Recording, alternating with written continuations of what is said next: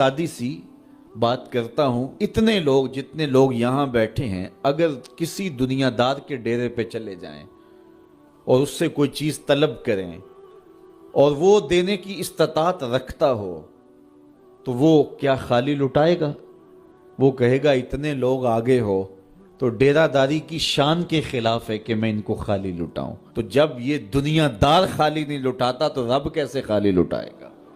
जब बंदे उसकी दहलीज पे चल के आ जाएं तो वो बंदों की ज़रूरतों का कफील है और उनके हर दर्द को जानता है और उनकी ज़रूरतों को पूरा करता है। उलमा ने कहा दुआ हर सूरत कबूल होती है। या तो ये है कि फ़ौरन कबूल हो जाती है, जो मांगा फ़ौरन मिल गया, और कभी ऐसा होता है कि फ़ौरन नहीं मिलता, हिकमत होती है और फौरी देना मुनासिब नहीं होता तो उसको फौरी नहीं दिया जाता, लेकिन दुआ बाद में कुछ अरसे के बाद उसकी डिमांड पूरी कर दी जाती है। और कभी ऐसा होता है ना फौरी दिया जाता है ना बदेर दिया जाता है, उस दुआ को ज़ख़ीरा कर लिया जाता है और हशर के दिन उसका बदला दिया जाएगा।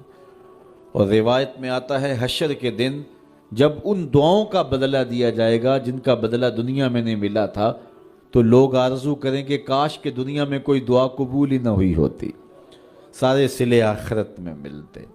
अल्लाह अकबर।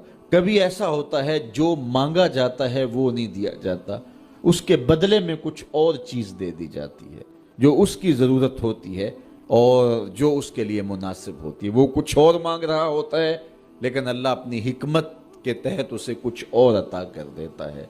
बाहर सूरत दुआ कबूल होती है और बंदों के उठे हुए हाथ अल्लाह पसंद करता है। आज ये भी बहस चलती है नहीं मांगना चाहिए, फ़लाँ वक्त में नहीं मांगना चाहिए, तो वो कहता है मुझसे मांगो, जब भी मांगो, मेरा दस्ते करम तुम्हें देने पे आमादा है।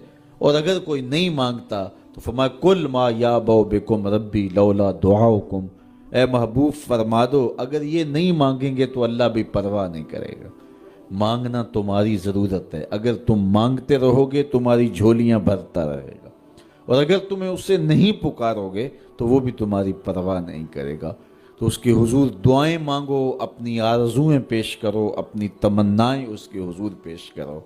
अच्छा, दुनियादारों से मांगे तो अपने लिए मांगते हैं, लेकिन अल्लाह से मांगो तो अपने लिए भी मांगो, औरों के लिए भी मांगो। वो करीम है, वो देता है और खुश होके देता है, तो उससे मांगो, उससे झोली फैलाओ। अल्लाह से राज़ो न्याज की बातें, जो बातें बंदा किसी से नहीं कर सकता वो अपने रब से डायरेक्ट करता है। अपने दिल के सारे दुखड़े अपने रब की दहलीज पे रखता है और अपनी सारी ज़रूरतें मालिक की चौखट पे रख देता है। और उससे मांगते हुए बंदे को शर्म नहीं आती, हया नहीं आता, बल्कि उससे मांगते हुए फ़ख्र महसूस हो रहा होता है कि मैं अपने रब से मांग रहा हूँ। किसी और से मांगें तो झिझक लगती है, लेकिन मालिक से मांगें तो अपनाइयत का एहसास होता है कि मैं उससे मांग रहा हूँ, इसलिए कि वो हमारा रब लगता है, हमारा उससे रब्त कितना गहरा है। मस्जिद नबवी का एक कोना था और एक बंदा वहाँ बैठ के दुआ मांग रहा था। उसके दुआ के लफ्ज़ों पे गौर कीजिए, ए अल्लाह मैं तुझसे इसलिए मांगता हूँ कि तू मेरा अल्लाह है, तेरे अलावा मेरा है भी तो कोई नहीं। तो ये वो दुआ मांग रहा था और मस्जिद नबवी के कोने में बैठा था। हुजूर ने देखा तो एक सहाबी से कहा वो जो दुआ मांग रहा है उसको जाके बता दो तुम्हारी दुआ कबूल हो गई है। वो मांग इस ढब से रहा है। तो ये दुआ अपने रब से न्याज है, दुआ खुद इबादत है। जब तुम्हारी ज़रूरतों का कफील वो है तो फिर उससे नहीं मांगेंगे तो किससे मांगेंगे? और जब उससे बंदा मांगता है तो फिर वो मांगने वाले की लाज भी रखता है।